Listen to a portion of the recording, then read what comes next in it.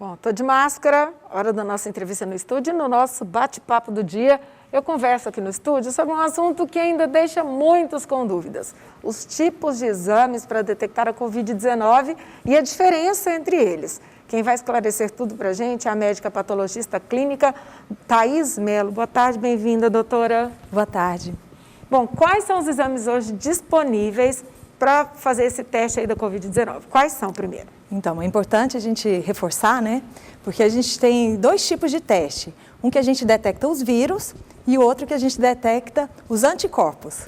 Tá, então vamos lá. Para detectar vírus, a gente tem quais? É o RT-PCR, que é o exame mais indicado, que é aquele que a gente faz a coleta do cotonete no nariz. Peraí que nós vamos esmiuçar cada um. Então, Tá. é o PCR e... É o PCR. Só o PCR? É o PCR, é. É o painel molecular também, que serve para a gente avaliar vírus. Existe esses dois tipos. O teste rápido do sangue não funciona para isso? Não, ele é para o anticorpo. Então vamos lá. Então vamos falar do PCR. O PCR é o do cotonetão. Isso. Tá, como é que ele funciona?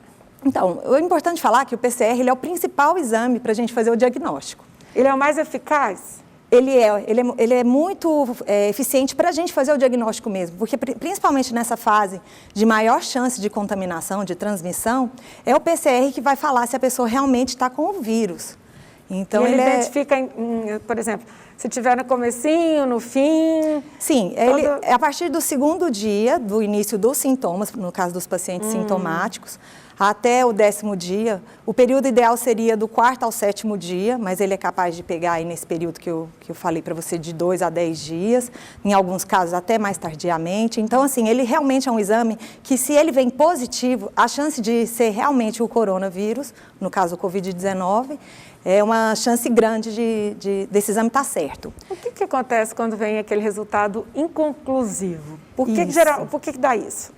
Então, às vezes, é porque a detecção de vírus ali é pequena, principalmente nesses períodos que colheu ou antes ou depois do período ideal. Então, pode acontecer desse período ser indeterminado, porque não era o momento ideal de colher o exame. Então, não tem partículas virais suficientes para a gente ter um resultado positivo, bem claro. Então, aí o indicado é repetir o exame. Mas é a probabilidade maior que a pessoa esteja quando dá isso ou...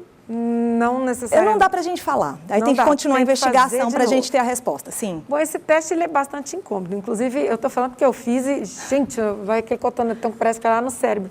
Tem que ser dessa forma? Não... Por que tem que ser desse jeito? A coleta é um fator muito importante. Geralmente, ela é uma coleta incômoda para ser realmente eficiente.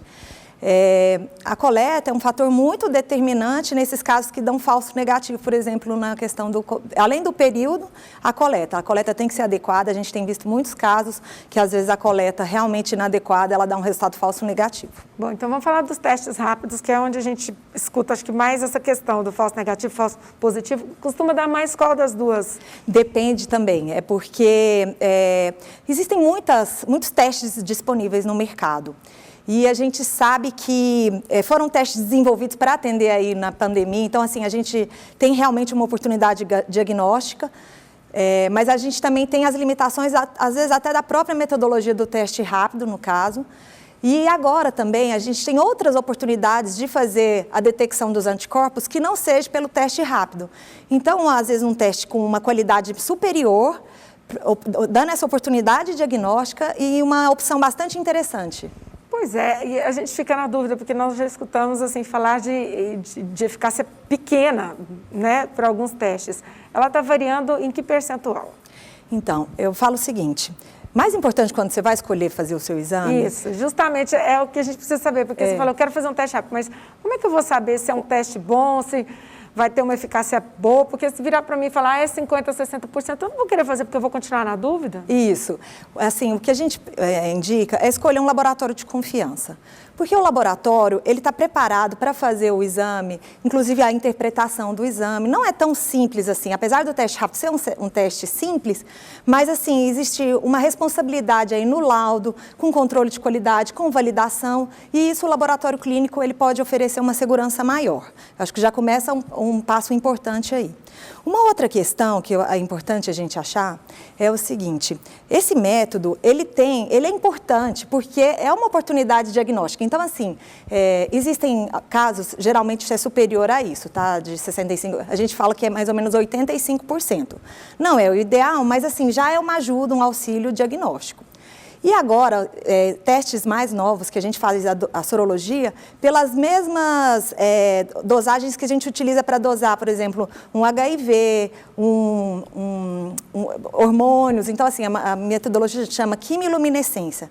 É uma metodologia superior, um método mais confiável e já está disponível para a população. Então, assim, ainda mais recomendado, então, procurar um laboratório que vai poder oferecer essa metodologia e com um resultado rápido também. O melhor hoje, então, seria o teste de sangue? Isso. Porque todos eles é no sangue, né? É no caso dessa sorologia. Porque ele detecta tanto se a pessoa está no momento, quanto se ela já tem anticorpos, é isso? Então, porque, o que a gente fala? Por que ele serve, às vezes, para a gente avaliar se a pessoa ainda tem, né? A sorologia, o anticorpo, já é uma resposta mais tardia, mas em alguns casos a gente pega aquela sorologia da fase aguda, que é o IgM, e esse sim, que a pessoa ainda está com...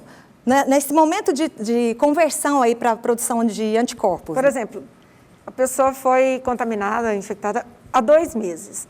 2 meses depois, o que ela pode detectar? O IgG. Aí, no caso, é o anticorpo mais tardio.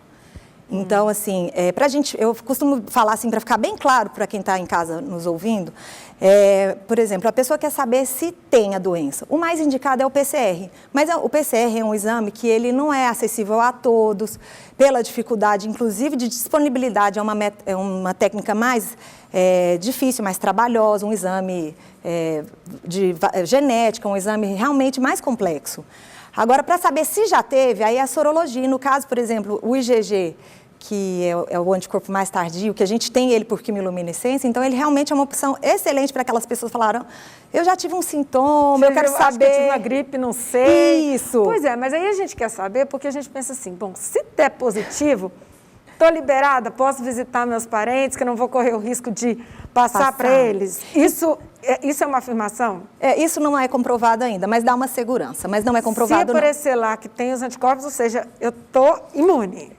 Então, isso não é confirmado, né? Não é uma segurança total, mas que dá uma tranquilidade, dá uma certa tranquilidade, mas não é uma confirmação, uma afirmação que a gente pode fazer com segurança, não. E a pessoa que identificou no exame lá que está imune, ela continua transmitindo?